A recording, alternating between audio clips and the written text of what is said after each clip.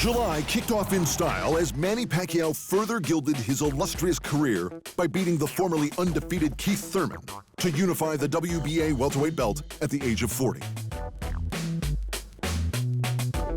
Before the fight, Thurman was not so quietly confident about his prospects with the Filipino boxing icon.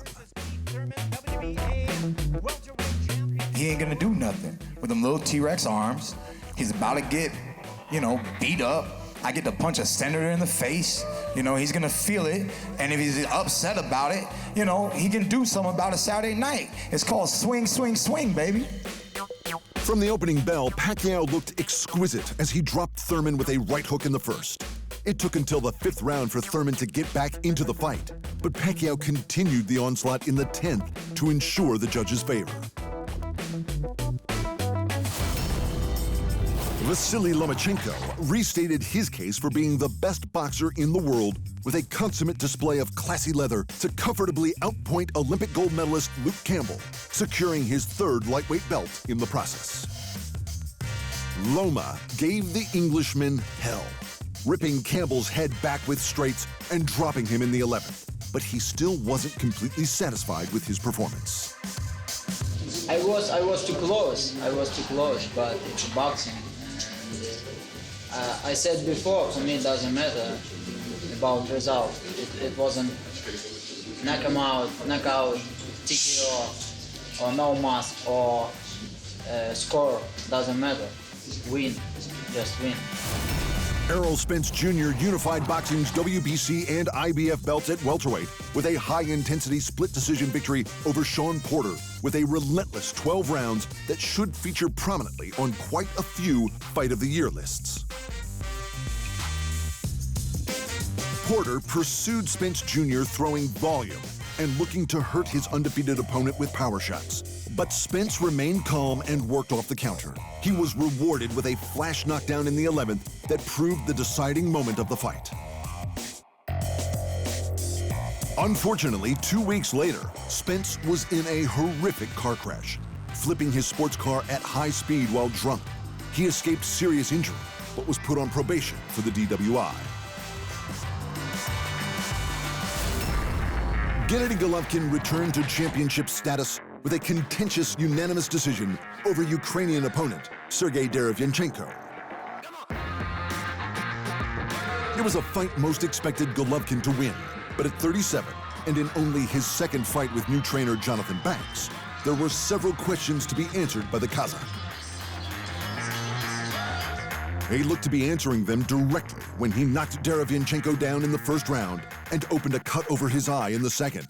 But Sergei battled back and looked to challenge, if not win, every remaining round.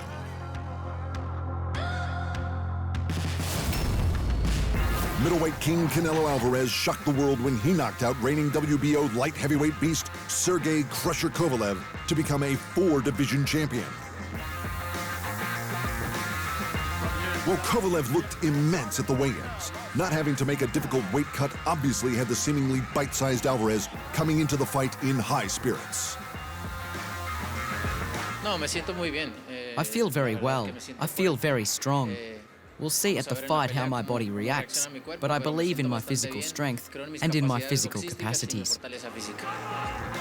Kovalev's trademark jab told the story of the fight's early running as he kept distance and denied Canelo access to his body.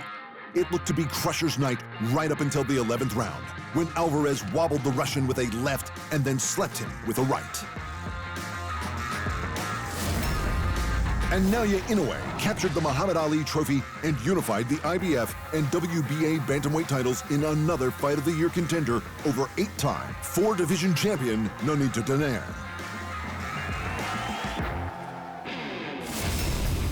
In the heavyweight division, Tyson Fury took the difficult road to remain the undefeated lineal champion. The eventual decision over unheralded Swede Otto Wallin turned into a bit of a bloodbath. Fury was in full Mexican Independence Day mode as he joined the celebrations with his choice of clothing and a spin on his usual fight name. Well, yes, I am the Gypsy King, El Rey Gitanos, and it is a privilege to be boxing on Mexican Independence Weekend. I'm going to put on a fantastic show, and yes, I do love big cuddly toys and crayons. Thank you very much. Despite an 18-centimeter reach disparity, Wallin managed to box his way inside, opening a significant cut over El Rey Gitano's right eye in the third round. But Fury came back after his slow start to dominate proceedings, absolutely piecing Wallin up in the later rounds as the Swede tired. Some fresh blood entered the division as undefeated former undisputed cruiserweight champion Alexander Usyk made his debut at heavyweight, retiring Chaz Witherspoon in the 7th in a lopsided fight.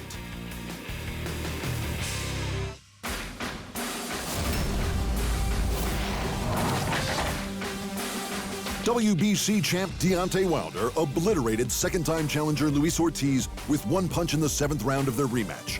One almighty punch, just like he predicted. And as I always say, these guys have to be perfect for 12 rounds. I only had to be perfect for 2 seconds. And in the blink of an eye, bam, baby, good night. Surprisingly, Ortiz was racing ahead on the scorecard. With Wilder apparently so respectful of the Cuban's power, he didn't seem keen on engaging. That was until he cocked the right hand and blasted Ortiz square in the face from point-blank range. Lights out. And in the final big fight of the year, Anthony Joshua won one for the massive guys. He picked off an overweight Andy Ruiz from range for 12 rounds, all but shutting the champion out of the rematch to regain the belts. So after all of the possible drama and hype, the heavyweight division ended the year exactly as it began, with Wilder and Fury set to rematch while Joshua sits on his pile of belts and twiddles his thumbs.